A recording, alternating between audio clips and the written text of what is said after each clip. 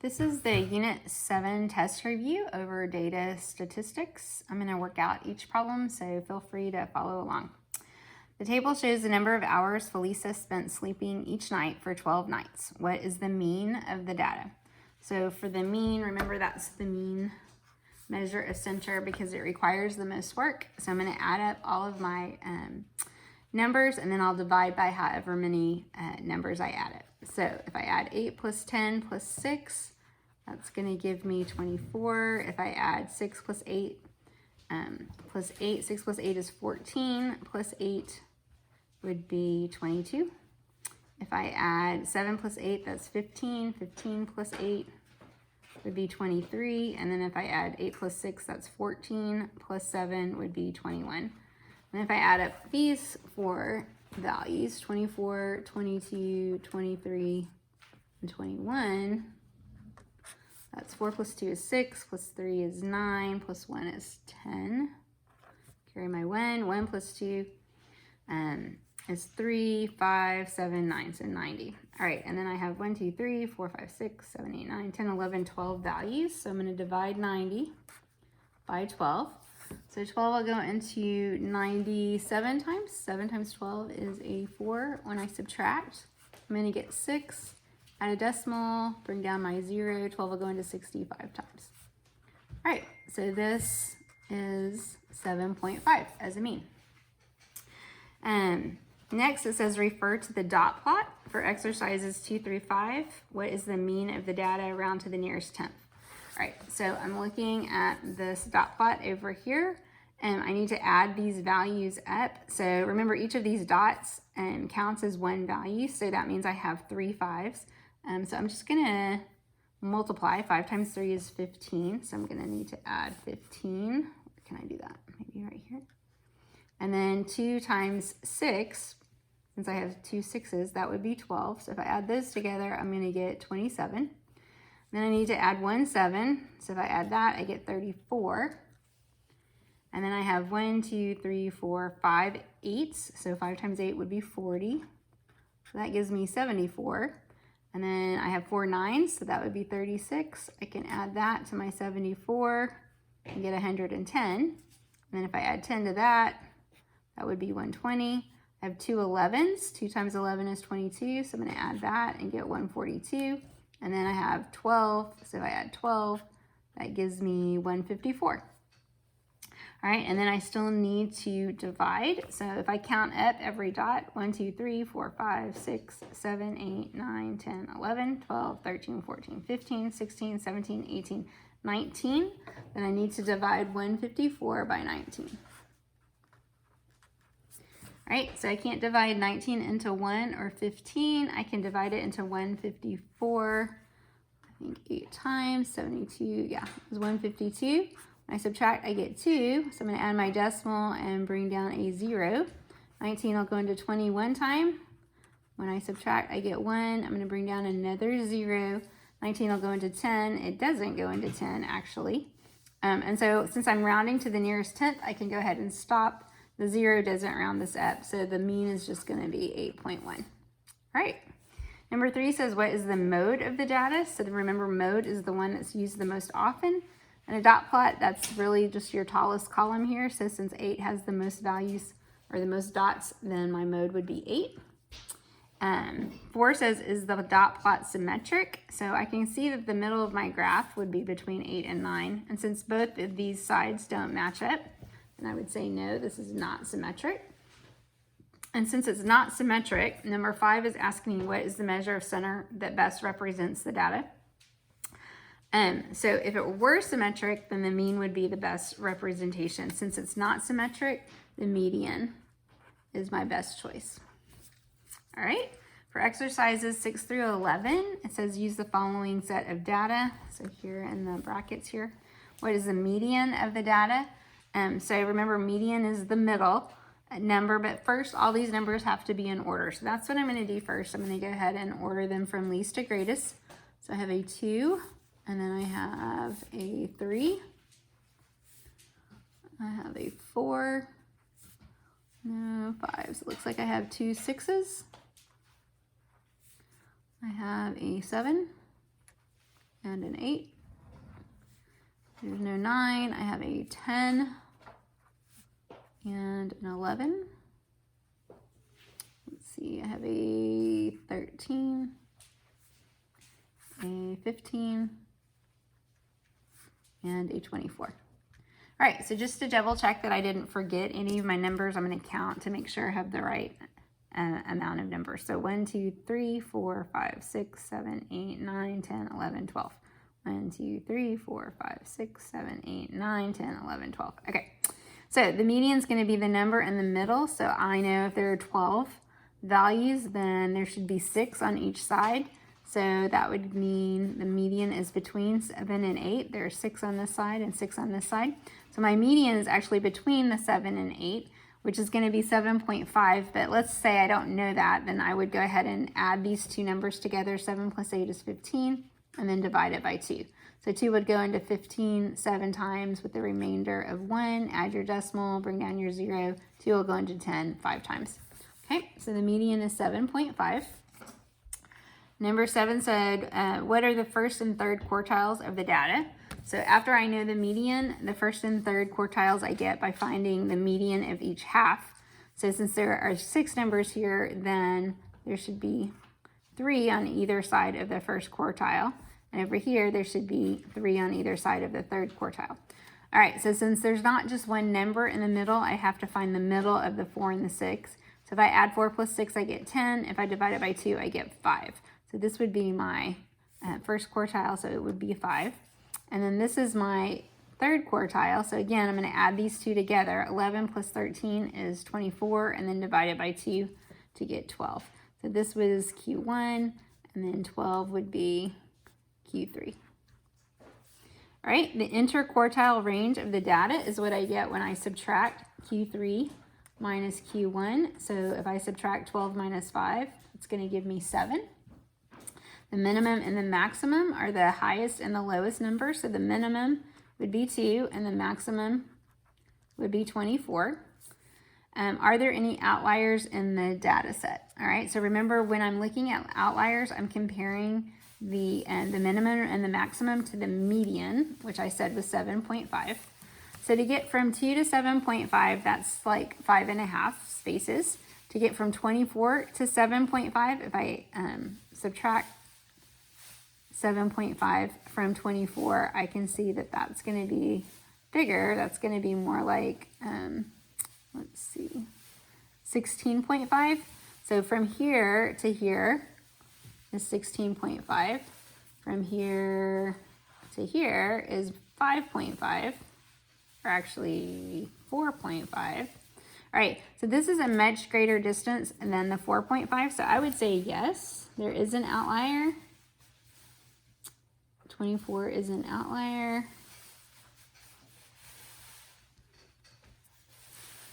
Because basically, if I compare 16.5 to 4.5, that's almost what? At least 3 times as far away as the 4.5. Okay, so almost 4 times. 24 is an outlier because it is at least 3 times as far from the median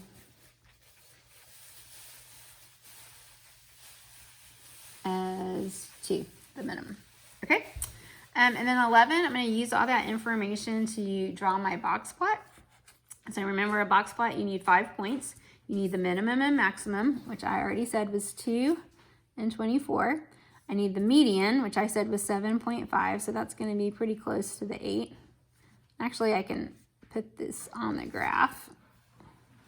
And then the Q1 would be, what did I say that was? That was 5, so between 4 and 6. And then Q3 is 12. All right, so when I draw my box plot, I'm going to draw a box around the median, around the 3rd point. Okay, I draw a line through the median, all right? That divides my, my Q1 and my Q3 into these 2 boxes. All right, and then I draw my whiskers out to the extremes right here, out the upper and the lower. All right, so that's my box or box and whisker plot.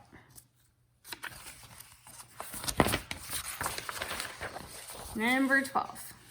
Which statement about the data represented by the box and whisker plot is not true? A, the median is 30. Okay, so the median is where this middle line is right here, and that is at 30, so that is true. I'm looking for not true. The interquartile range is 40, so I can find the interquartile range by subtracting Q3 minus Q1. So in this case, that Q3 is 50, and Q1 would be at 15. So if I do 50 minus 15, that's equal to 35. It looks to me like this one's not true, which makes it my answer, but I'll keep looking. C says there's an outlier at 110.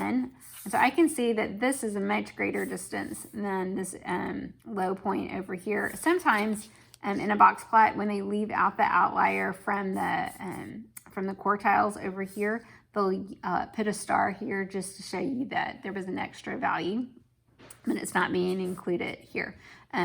So the reason for that is that outliers throw off, right, our data, and so that's just a way to represent it. So there is an outlier at 110, so I would check there to say that yes, that's true. And then data in the third quartile is more spread out than the data in the fourth quartile. So my third quartile is between 30 and 50. My fourth quartile is between 50 and 55. So there's definitely a greater spread here, so that's true as well. So then B is going to be my answer because it is not true. 13, the double box plot shows the average monthly high temperatures for Phoenix, Arizona, and Las Vegas, Nevada. Which of the following statements is not true? So Las Vegas has the lowest average monthly high temperature. So if I look at Las Vegas over here, it's got the lowest value compared to Phoenix, so that would be true. B, the interquartile range of Las Vegas. So if I find the interquartile range of Las Vegas, I'm going to subtract 96.5 and 64.5. So when I subtract those, I get 32. So this would be 32. I'm comparing that to the interquartile range of Phoenix temperatures. So that would be 101 and 72.5. Add a 0 here. So that's 10 minus 5, and then I'm going to need to borrow again, so that's 28.5. So 28.5. All right, so is Las Vegas greater than 28.5 or than Phoenix? And that would be true, yes, because 32 is greater than 28.5. C says the median of Las Vegas temperatures is lower than the median of Phoenix temperatures. So the median of Las Vegas is 79.5. Median of Phoenix is 86, so this is lower than that. So that would be true. And the range of Las Vegas is less than the range of Phoenix. So Las Vegas, the range, I'm going to take the high and the low. So 104 minus 57. So I need to borrow. That's going to give me 47. And I'm going to take the range of Phoenix, so 106. Minus 66 is going to give me 40. All right, so is Las Vegas less than the range of Phoenix temperatures? No, that is not true. And since I'm looking for not, that's my answer. All right, 14 says which set of data has an outlier? So here, all these numbers are pretty close together. So I would say no for A. B, there's a gap here, but other than that, these numbers all sort of cluster together. So I would say it's not B either. C, again, I have a few gaps, but they're relatively close. And then D, I would say has my outlier. 16 would be my outlier. It's the one that's furthest from the rest of the data. So it's not like hugely different than the rest, but if I compare it to the other 4 graphs, or the other 3 graphs, then this is the one that would be considered an outlier. All right, and 15 says identify the shape of each graph's data distribution as symmetrical, skewed left, skewed right, or non-symmetrical. Then determine which measure of center would best represent the data.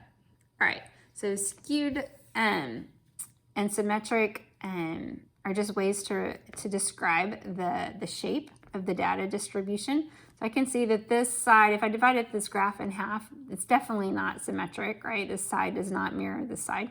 I can see that most of the data is on the right. Okay, so there's data missing from the left side. So this would be skewed left. And when a graph is not symmetric, then the best measure of center to use is the median. Okay, for B, if I'm looking for a symmetric graph, part of it is symmetric, but not the whole graph. So this would be not symmetric or non-symmetrical. It's not really skewed either way because a lot of the data is in the center, just not symmetric. Okay, it's non-symmetrical. Again, if you don't have a symmetric graph, then your best measure is going to be the median. For C, this graph, if I divide it in half, I can see that each side is the same as the other side. So this would be symmetric. And when you do have a symmetric graph, then use the mean as your measure of center. And then on this last one, I can see that most of my data is over here on the left side, so I have a lot missing from the right side. So this would be skewed right. And again, it's not symmetric, so I'm going to use the median as the measure of center. All right, 16, a survey found that 3 out of 4 students said their least favorite chore is taking out the trash. If there are 528 students at Tippett, what is a reasonable prediction for the number of students whose least favorite chore would be taking out the trash? All right, so when I'm making predictions, it's reasonable to use a proportion. So I'm going to do my first ratio, 3 out of 4, is the first half of my proportion. And then I want to know how many out of 528 students. So that's the bottom part. These are both like the totals. And then I'll be solving for the missing value, or x. So to solve a proportion, I cross multiply 528 times 3. That would be 24. So 3 times 2 is 6, plus 2 is 8, and then 5 times 3 is 15. Then I need to divide by this third number. So I'm going to divide 4 to 1,584. 4 going to 15 3 times. I'm going to subtract 12, bring down my 8. 3 will go into 38. 8 times would be 32. I'm going to subtract and get 6, bring down, oops, that's 2, not enough, sorry. So that should have been a 9, sorry, this should have been a 36. Subtract 8 minus 6 and get 2, then bring down the 4. 4 going to 24 8 times. All right, so that tells me that there are, I am all messed up. That's not an 8 either, that's a 6. All right, so 6 times 4 is 24. Sorry. All right, so 396 students. Sorry if I confused you there. Not thinking. All right, so again, 4 will go into 15 3 times. And when I subtract the 12, I get 3. Bring down the 8. 4 will go into 38 9 times. 4 times 9 is 36. When I subtract, I get 2. Bring down the 4. 4 going to 24 6 times, and then I subtract and have nothing left. Okay, all right, I'm going to stop there and split this video into 2 parts. It's just easier to upload that way.